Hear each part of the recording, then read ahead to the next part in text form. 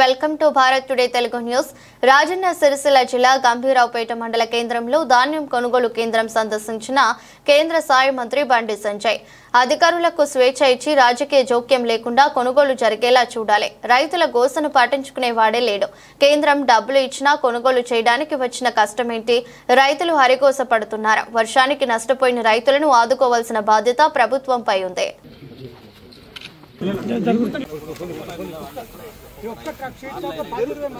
కొంచెం జరగండి అన్న.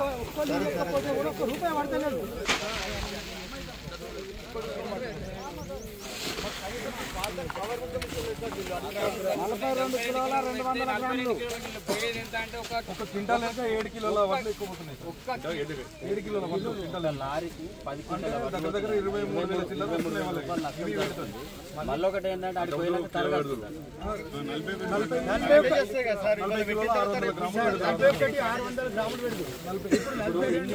2 రోజుల తర్వాత లారీ వస్తే ఆ లారీ మళ్ళీ ఒక్కొక్క సంచి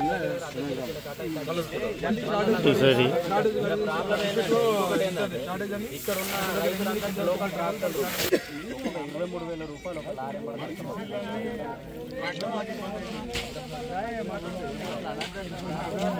కిరాయికి మాకు వచ్చే పోయినసారి 30 క్వింటాలు 28 క్వింటాలు వచ్చే పంట ఇప్పుడు ఎంత వస్తుంది? 18 నుంచి 20 క్వింటాలే వస్తుంది.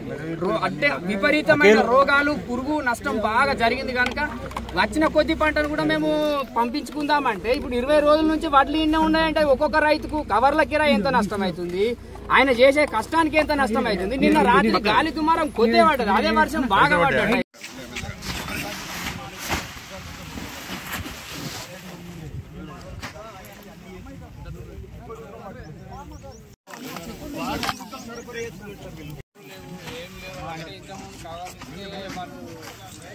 లారీలలో గుంజి పెడుతుంది కాబట్టి కావాల్సి లేక 42 కిలోల రేటు పెడుతుంది.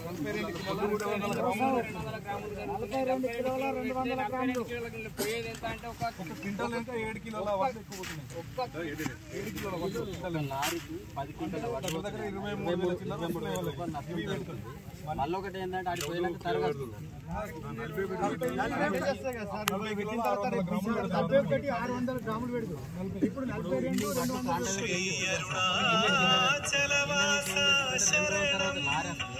లారీ మళ్ళీ ఒక్కొక్క సంఖ్య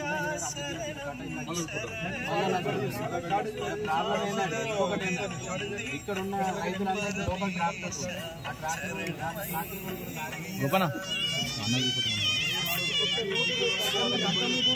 అలాట్మెంట్ ఉంటుంది. ఈసారి ఇట్లా చేసి తీసుకో ట్రాక్టర్లకు ఇబ్బంది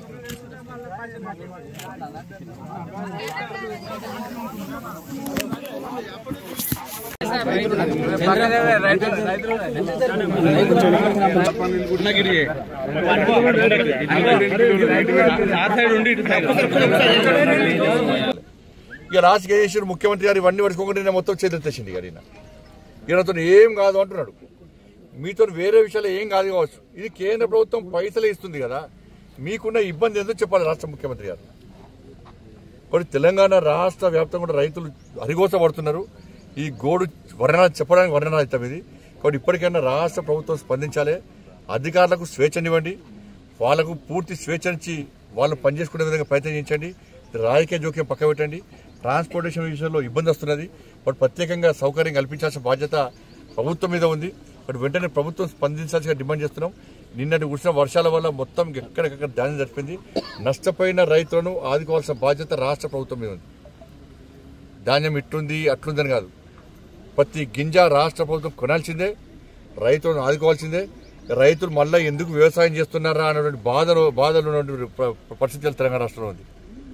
ఇటువంటి పరిస్థితి రైతులను ఆదుకోవాల్సిన బాధ్యత ప్రభుత్వం ఉంది. కాబట్టి వెంటనే కొనుగోలు నిష్పక్షపాతంగా యుద్ధ ప్రాతిపదికన కొనుగోళ్లను వెంటనే ప్రారంభించాలని చెప్పి, రైతుల అకౌంట్లో డబ్బులు వేయాలని చెప్పి, నష్టపోయిన రైతులను ఆదుకోవాలని చెప్పి ఇలా భారతీయ జనతా పార్టీ డిమాండ్ చేస్తుంది. రైతుల పరిస్థితి మరీ దయనీయంగా మారింది. కనీసం వాళ్ళ కళ్ళీలో పట్టుకునేటువంటి నాదుడే ఇలా కరువైపోయాడు. కనీసం వాళ్ళ గోసల్ని వినడానికి కూడా, వాళ్ళ బాధలు పట్టించుకోవడానికి కూడా రాష్ట్ర ప్రభుత్వం సిద్ధంగా లేదు.